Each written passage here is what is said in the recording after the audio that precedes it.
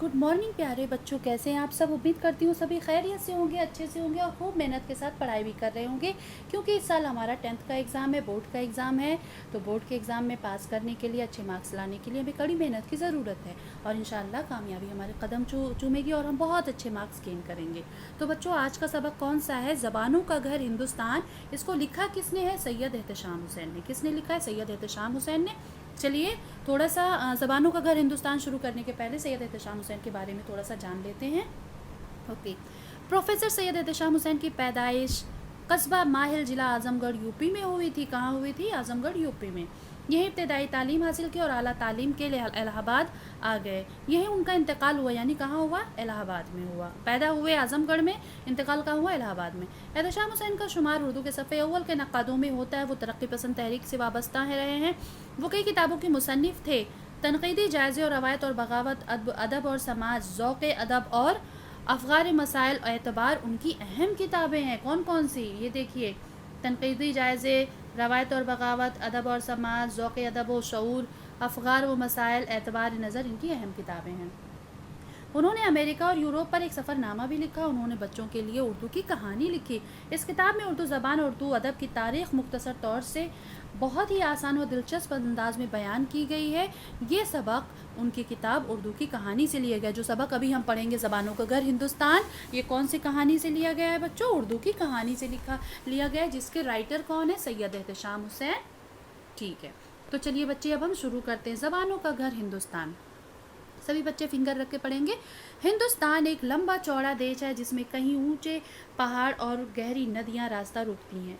कहीं फैले रेगिस्तान है जिसमें आबादी कम है, कहीं ज़मीन सोना उगलती है तो कहीं बंजर है, और कुछ पैदा नहीं होता। फिर यहाँ के बसने वाले लोगों को देखो तो काले भी हैं और गोरे भी, खूबसूरत भी हैं, बदसूरत भी, लंबे कद वाले हैं तो छोटे कद वाले भी, जंगलियों की तरह ज़िंदगी बसर करने वाले भी हैं और बड़े बड़े शहरों में रहने वाले भी हैं। यहाँ न जाने कितनी तरह के लोग मिलते हैं और कितनी तरह की ज़बानें और बोलियाँ बोलते हैं। कुछ ऐसे हैं जिनको हिंदुस्तान में बसे हुए 5000 से बरस हो गए, कुछ ऐसे हैं जो थोड़े ही दिनों में यहाँ आबाद हैं। ऐसे देश में अजीब अजीब ढंग के कौमें होंगी और अजीब अजीब ज़बानें, लेकिन इससे घबराना नहीं चाहिए। ये तो इस मुल्क के बड़े होने की निशानी है। इसमें अलग अलग होने पर भी सबके मिलजुल कर रहने की गुंजाइश है। ठीक है बच्चे, सेकंड पैराग्राफ में चलते हैं। सबको समझ में आ गया होगा। अब क्या कह रहे हैं इसमें? ये बताना कठिन है कि 5000 बरस पहले यहाँ कौन लोग बसते थे, मगर अब बहुत लोग ये बात जानते हैं कि ज़माने से यहाँ दूर दूर के लोग आने लगे थे। इतना समझ लेना मुश्किल नहीं है कि पहले दुनिया के ज़्यादातर लोग वहशियों की तरह ज़िंदगी बसर करते थे। खाने पीने की खोज में छोटी छोटी टोलियों में मारे मारे फिरते थे, जानवरों का शिकार करते थे, दरख्तों के फल पत्ते जड़ खाकर पेट भरते थे। इनमें से कुछ लोग यहाँ भी पहुँचे। उनकी नस्ल के लोग भी बंगाल, बिहार, छोटा नागपुर, विंध्याचल और के पहाड़ों के करीब पाए जाते हैं। जो ज़बानें बोलते थे वो आज भी अलग है। ठीक है बच्चे, समझ में आया इतना? यानी जो ज़बान बोलते थे वो भी अलग थी। इसमें कोल और मुंडा कबीले मशहूर हैं और अपनी बोलियां बोलते हैं। ये बात याद रखना कि दुनिया में कोई भी कौम ऐसी नहीं कि जिसकी कोई बोली ना हो, कोई ज़बान ना हो। यही बात तमाम इंसानों में मिलती है। उनके 1000-1500 बरस के बाद द्रविड़ लोग पश्चिम की तरफ से आए थे। कहाँ से आए थे द्रविड़ लोग? कहाँ से आए थे बच्चे? पश्चिम की तरफ से। ये वो लोग जिन्हें द्रविड़ कहा जाता है, यहाँ उन्होंने खूब तरक्की की। आज भी मद्रास, मैसूर, आंध्र प्रदेश, केरल, यही आबाद लोग हैं। तुमने तमिल, तेलुगु ज़बानों के नाम भी सुने होंगे। ये उन्हीं लोगों की ज़बान है। ठीक है बच्चे, अब कह रहे हैं ये तो था हिंदुस्तान का हाल। बाहर ईरान, चीन, तुर्किस्तान वगैरह में भी एक कौम जिसे आम तौर से तारीख़ में आर्या कहा जाता था। यानी किसको कहा जाता था बच्चे? ईरान, चीन और तुर्किस्तान वगैरह से जो कौम आती थी, वहाँ उनको क्या बोला जाता था? आर्या। ठीक है, तरक्की कर रही थी। ये लोग बहादुर थे, अच्छी शक्ल के थे। कैसी शक्ल के थे बच्चे? बहादुर थे, बहुत शुजा और बहादुर थे, अच्छी शक्ल रखते थे। घोड़े से काम लेना और खेती करना जानते थे। कोई 3500 बरस ये लोग हिंदुस्तान में आए और उन्होंने यहाँ के पुराने बसने वालों को हराकर उत्तरी भारत में अपना राज्य कायम किया। इन लोगों ने बहुत सी नज़में, भजन, गीत लिखे। ये बात याद रखने की है कि ये लोग जो ज़बान बोलते थे उसे आर्याई ज़बान कहते थे। यानी जो आर्याई लोग पश्चिम की तरफ से आए थे, ये आर्याई ज़बान भी बोलते थे। संस्कृत उनकी एक शाख है। सबसे पहली कौन सी उनकी ज़बान थी? संस्कृत उनकी एक शाख थी। संस्कृत उसी की एक शाख है। यूनानी, जर्मन, पुराने ज़माने की फ़ारसी, यूरोप में कई ज़बान इस ख़ानदान से ताल्लुक़ रखती है। जब तुम बढ़कर इन ज़बानों को पढ़ोगे, मालूम होगा कि सब एक दूसरे से मिलती जुलती हैं। ज़बानों की कहानी बड़ी लंबी है, मज़ेदार, मगर यहाँ उनके बयान करने का मौका नहीं है। बस ये याद रखना कि संस्कृत उन्हीं हिंदुस्तानी आर्यों की ज़बान थी। तमाम लोग, यानी याद रखने वाली बात यह है कि संस्कृत उन्हीं हिंदुस्तानी आर्यों की ज़बान थी। तमाम लोग संस्कृत नहीं बोल सकते थे। यहाँ पुराने बसने वाले या तो अपनी पुरानी बोलियाँ बोलते थे या मिली जुली ज़बानें। धीरे धीरे ये हुआ कि संस्कृत और ऊंचे ज़ात के हिंदुओं की ज़बान होकर रह गई। ठीक है, क्या मतलब ये भी था कि कुछ लोग जो बहुत ऊंचे घराने से ताल्लुक़ रखते थे सिर्फ वही संस्कृत बोलते थे। ठीक है बच्चे, आम लोग उससे दूर हो गए। ये लोग जो ज़बानें बोलते थे उनको प्राकृत कहते थे। यानी जो आम जनता पब्लिक थी, जो नीचे जात के लोग थे, वो प्राकृत ज़बान बोलते थे। प्राकृत एक ज़बान नहीं थी, बल्कि अलग अलग इलाकों की अलग अलग प्राकृतें थीं। ठीक है बच्चे, आगे चलते हैं। आई होप आपको समझ में आ रहा हो सब। हिंदुस्तान लंबा चौड़ा मुल्क तो है। किसी हिस्से में कोई प्राकृतिक बोली जाती थी तो किसी में कोई। अब जो बौद्ध मत का मुकाबला करने के लिए साधु और संत पैदा हुए, तो उन्होंने भी ये आम लोगों पर अपना असर डालने के लिए प्राकृतों में ही गीत और भजन लिखने लगे और धर्म कर्म की बातें की। इसी वक्त दूसरी प्राकृतों या ज़बानों का जिक्र करने की ज़रूरत नहीं। उत्तरी भारत में जो प्राकृतिक बोली जाती थी, हमें इसी से काम है। इस प्राकृतिक को शोर सैनी कहते थे। इस प्राकृतिक को क्या कहते थे? शोर सैनी। इसी के पेट से वो भाषाएं पैदा हुई जिनको हिंदुस्तानी हिंदी और उर्दू कहते हैं। यानी ये प्राकृतिक, संस्कृत, इन सब से जो भाषाएं निकली, अलग अलग कबीलों के लोग जो बोलते थे उनसे जो भाषाएं निकली, हमारी क्या जाके बनी? हिंदी और उर्दू। आगे चलते हैं बच्चे।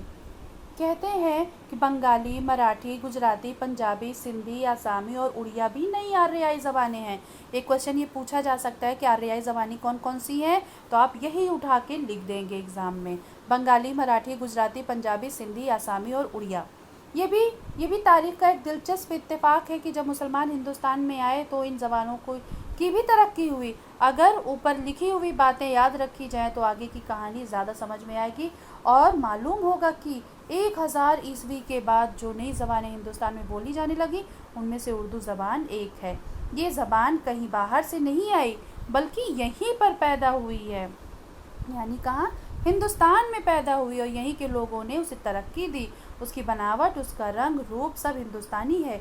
अगर ये ज़बान किसी दूसरे मुल्क में भी बोली जाने लगे तो ये वहाँ की ज़बान नहीं बन जाएगी, बल्कि हिंदुस्तानी ही रहेगी।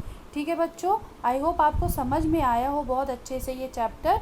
आगे का हम पढ़ेंगे कि ये ज़बान कहीं बाहर से नहीं आई, बल्कि यहीं पर पैदा हुई। इतनी बात तो सबको समझ में आ गई।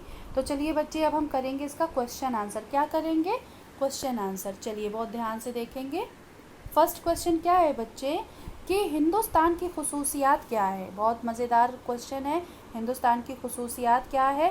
हिंदुस्तान एक लंबा चौड़ा मुल्क है। यहाँ के मुख्तलिफ़ इलाकों में मुख्तलिफ़ जोग्राफियाई हालात में पहाड़ी इलाके, रेगिस्तान इलाके, वादियाँ, साहिली इलाके, ज़रख़ेज़ मैदानी इलाके हैं। यहाँ तरह तरह के लोग रहते हैं। यहाँ अनवा व अक़साम के लोग रहते हैं, काले भी, गोरे भी, ऊँचे कद वाले, पस्ता कद वाले, हिंदू भी, मुसलमान भी। इसी तरह यहाँ तरह तरह की ज़बानें भी बोली जाती हैं। यहाँ कसरत में वहदत पाई जाती है। आई होप आपको ये क्वेश्चन समझ में आ गया, क्योंकि इसमें अपने हिंदुस्तान की क्या बताई जा रही है? खुसूसियात। फिर बेटा दूसरा क्वेश्चन क्या है? हिंदुस्तान के कबायली नस्लों के नाम क्या क्या थे? यहाँ बहुत से कबायली नस्लों के लोग पाए जाते हैं। उनमें कोल और मुंडा कबीले ज़्यादा मशहूर थे। तीसरा क्वेश्चन क्या है बच्चे कि जो है द्राविड़ कौन सी ज़बानें बोलते थे? तो द्राविड़ कौन सी बोलते थे? द्राविड़ तमिल, तेलुगु और मलयालम जैसी ज़बानें बोलते थे। संस्कृत किस ज़बान की शाख है? संस्कृत आर्याई ज़बान की शाख है। किसकी है? आर्याई ज़बान की शाख है। अब हम आते हैं कौन से क्वेश्चन पे, 5वें क्वेश्चन पे आते हैं। कह रहे हैं कि उत्तर भारत में कौन सी प्राकृतिक बोली जाती थी। उत्तर भारत में जो प्राकृत बोली जाती थी उसे शोर सैनी कहा जाता था। यानी उत्तर भारत में जो प्राकृत ज़बान बोली जाती थी उसे शोर सैनी भी बोला जाता था। हिंदी आर्याई ज़बान कौन कौन सी हैं, अभी हमने पढ़ा था। हिंदी, उर्दू, बंगाली, मराठी, गुजराती, पंजाबी, सिंधी, आसामी, उड़िया, ये सारी ज़बानें कौन सी थी, हिंदी आर्याई ज़बानें थी।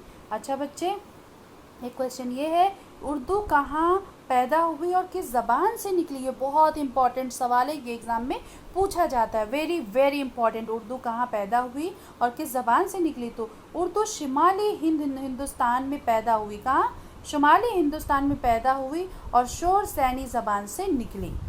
आई होप आपको ये चैप्टर बहुत अच्छे से समझ में आ गया हो बच्चे। एक शेर है दाग का कि उर्दू है जिसका नाम हमें जानते हैं दाग, सारे जहां में धूम हमारे ज़बां की है। अब ये देखिए बेटा, जो हमने अभी चैप्टर पढ़ा उसका यहाँ पे बहुत अच्छे से दिया गया है कि आपको उर्दू ज़बान के बारे में एक छोटा सा नोट लिखना है, मुख्तसर सा नोट लिखना है। तो चलिए शुरू करते हैं। उर्दू एक आर्याई ज़बान है और इसी मुल्क में पैदा हुई, यहाँ पली बढ़ी, दिल्ली और इसके अतराफ़ में पैदा हुई है। हमारी मुश्तरका तहज़ीब की निशानी है। सूफ़ी संतों ने इसे गले लगाया, बादशाहों ने इसकी सरपरस्ती की। उसे कभी कजरी, कभी दक्कनी, कभी हिंदवी, कभी उर्दूए मुअल्ला कहा गया। ठीक है, दिल्ली में पैदा ये दक्कन पहुँची, दिल्ली में पैदा ये दक्कन पहुँची और वहाँ से परवान चढ़ी। दक्कन में इसे कुली कुतुब शाह, मुल्ला वजही इब्न निशाती जैसे लोगों का सहारा मिला। फिर ये दिल्ली चली आई, यहाँ मीर, सौदा, दर्द, गालिब, ज़ौक़ और मोमिन ने इसे परवान चढ़ाया। कहाँ, दिल्ली के लोगों ने चढ़ाया। दिल्ली से ये लखनऊ पहुँची। कहाँ पहुँची, लखनऊ पहुँची। वहाँ उसे अनीस, दबीर, आतिश, इंशा, मसहफ़ी जैसे शायरों की रफ़ाक़त मिली। रफ़ाक़त यानी मोहब्बत मिली, प्यार मिला, तवज्जो मिली। इधर सर सैयद नज़ीर अहमद ख़ान, शिबली नौमानी, मोहम्मद हुसैन आज़ाद वग़ैरह ने उसे काबिल बनाया कि ये तसव्वुफ़ और इश्क और आशिकी के मैदान से निकलकर इल्म अदब में ज़बान बन गई। रोमानवी तहरीक और तरक्की पसंद तहरीक के हाथों ये और परवान चढ़ी प्रेमचंद, कृष्णचंद्र, राजेंद्र सिंह बेदी, अजमत चुगताई और सादत हसन मंटू इस ज़बान में इजाफे अफसाने लिखकर और भी वसअत दी। आज उर्दू हिंदुस्तान, पाकिस्तान, बांग्लादेश ही नहीं, लंदन, कनाडा, रूस, अमेरिका जैसे मुल्क में भी अपने कदम जमा चुकी है। तो बच्चों, उम्मीद करती हूँ कि आपको ये चैप्टर बहुत अच्छे से समझ में आ गया हो और आपने इसे अपनी कॉपी में भी नोट डाउन कर लिया हो। और बहुत अच्छे से समझिएगा क्योंकि इसमें से क्वेश्चन पूछे जाते हैं बच्चे। चलते चलते ये चैनल लाइक, सब्सक्राइब, शेयर करना ना भूलें। अस्सलाम वालेकुम, खुदा हाफिज़ बच्चों, बाय बाय।